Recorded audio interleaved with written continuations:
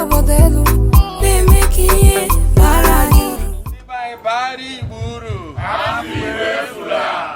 Igbo tụrụ ilu sị ijiji na-enweghị onye ndụmọdụ na-eso ozu ala niile.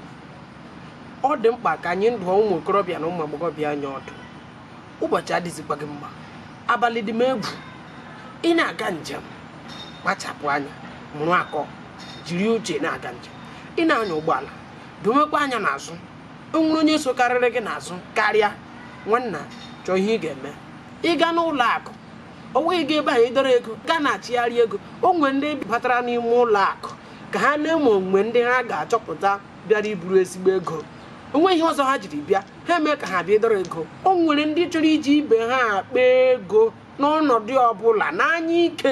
Ekwukwala ka ịdọnye n'ọnya ndị dị otu a. Biko ihe asaa n'anya, tụmadị ụmụ akwụkwọ ndị nwetara ohere agụmakwụkwọ ọhụrụ, tụmadị ndị ka ụmụ agbọghọ, na onwe ihe niile na-egbu maramara wọledo. Owe ebe ọhụrụ akụrụ kpom akpụrụ oku nri ga-ejema asọ ọ na-emepụ aka, ọ na-eme ego, ọ na-eme na kash. Ọkpọgo oku ịmaghị ebe ị na-eje, ịmaghị onye kpọrọ oku, ịgị na ya hụrụ n'ọnya ikuku, ịhụrụ na soshal midia, gatụ otu ụkpọ zavam anwụ onye ma ebe ije. Etikwana akwa kpuchie gị ihu, ya wụrụ gịnị elu onye ga-abịa aka akụkọ ihe mere gị, onweghị onye manụ. N'ihi ya, kpachapụ anya, mụrụ akọ. Ozi a si n'aka ndị bara Igbo uru.